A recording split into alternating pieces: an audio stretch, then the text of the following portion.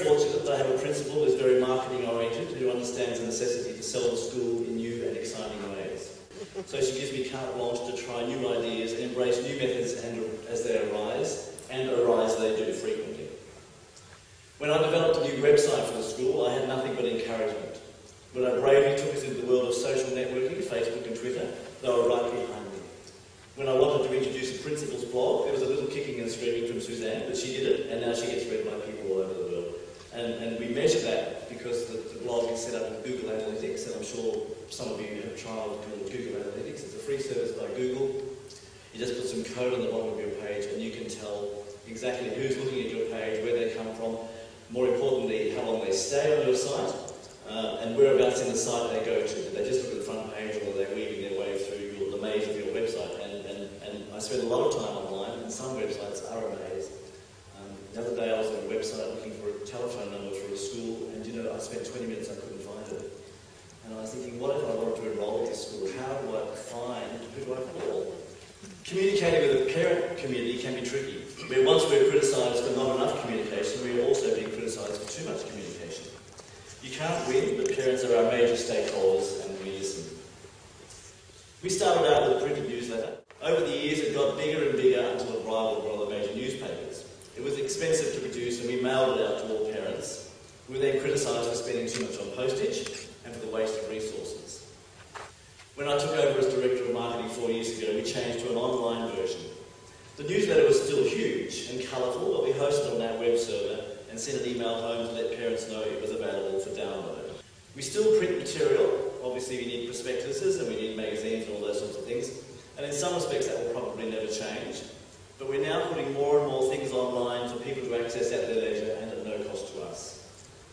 One of the big things I want to try next year, and I've been a bit slow to doing, is actually putting out prospectus on the website so you can go through one of those page-turning software so it looks like you're reading a book, but in fact you are just reading it online. The marketing department here is a department of two. Myself and a graphic designer who does amazing works with our advertising, our corporate literature, signage, invitations, anything.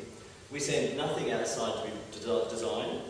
We are, to all intents and purposes, our own advertising agency. We're very fortunate to be able to do that. I got a girl straight from university. In fact, she's still studying to do another course. Our legendary website was developed and designed in-house by myself at a huge saving, and now receives over 100,000 hits a year. It's updated hourly, if I haven't used it on it. Sometimes I rarely go a day without putting something new on the website because I think it's so important to keep it fresh. If you ever looked at our website, every time you go back to the main page, that banner which says I'm an upper-school student, that will change, so you get a fresh picture every time you go to that page.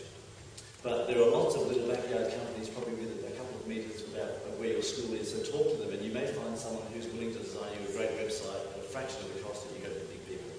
We had quotes ranging from $1,500 to $40,000 to do us a website. And from what I've talked to a lot of people, that's fabulous when you get a website, but it's not always easy to maintain or to update. If you wanted a new graphic, you have to go through and pay a new fee to get that done.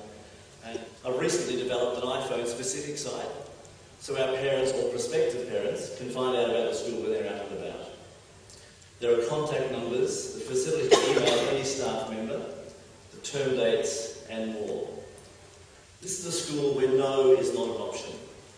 We believe in giving things a try. We make mistakes, lots of them, but we learn and we go on. Email is probably the most popular and easiest method of communicating with parents. I maintain current lists of all year-level sub-schools and the whole school community, so I can readily fire off an email at a moment's notice. Quite often the sub-school will ask me for a message to send to all Year 5 parents, and I have that information ready to go. But emails still have their own problems. Parents don't always check them on a regular basis. Their messages can still go astray. We send two types of emails. One is the call to action email, the plain one, plain text one, straight to the point with urgent news. It's perfect for letters from the health centre or the head of school, or to say, quick, don't forget this, you've got to get your forms back by tomorrow. The second one we send is an HTML email, which is a little bit more fancy. These are the things you probably had in your inbox and your email every single day. They're basically a tiny little web page that gets downloaded to your email box. The best way to get messages that need immediate attention is SMS. Everyone has their phone with them, and we get messages to them straight away and have a response within minutes. To do this, we use a company called SMS Broadcast. It's an Australian-based company. quite a few SMS companies around there on site, and they all work a similar way. So sending one SMS or hundreds of SMSs is very easy. You simply log in, paste your message in a box, paste in, or copy and paste a list of your mobile numbers, which I get from our database, and I have that all once again ready to go. You type one message and you send it. Very simple, very quick. We use SMS as a call to action. Seats are available tonight, it's information tonight, raffle tickets are back tomorrow, the bus camp is running, the bus from camp is running late. Our middle and sub schools are using SMS now to contact parents when a student is late or absent. We used to have to phone every parent and sometimes leave messages, and it took ages to find out where their child was. Now we send one SMS and get them to phone us. Much simpler, much more efficient. There are lots of other ways you can communicate in this ever-hastening digital age. We do all our parent satisfaction surveys online. We use a website company called eSurveys Pro. But once again, there are a lot more out there. SurveyMonkey is an obvious one which a lot of people know about. On our website, we incorporate booking forms for school tours, prospectus requests, or anything else we might think of. This saves a lot of calls to our registrar and frees up more time. And when you run as leanly as we do, and as most schools do these days, staff-wise, then every minute and every person counts. This year we incorporated a payment module into our website so parents can pay fees online or pay for major events like Year 12 formal tickets. It wasn't cheap to set up, but it's secure and slowly gaining in popularity with the parents. I wanted to set up the principal's blog to show a different aspect of the school. I wanted there to be a human face as opposed to the polished spin that appears in the prospectus or official marketing material. The blog is externally hosted by a site called EduBlogs. I, as the webmaster of the school, hold all access passwords to these sites, and entries are sent to me rather than let everyone else have access to them, because we have to be very careful what goes up there, obviously. It's sometimes time-consuming, but something I enjoy doing. A lot of schools are nervous about entering into the frightening world of social networking. A 2010 survey showed that schools have almost no presence in the social media space. Most principals are against it because they either don't understand it or don't want the extra work. In fact, their responses were, what am I going to get out of it?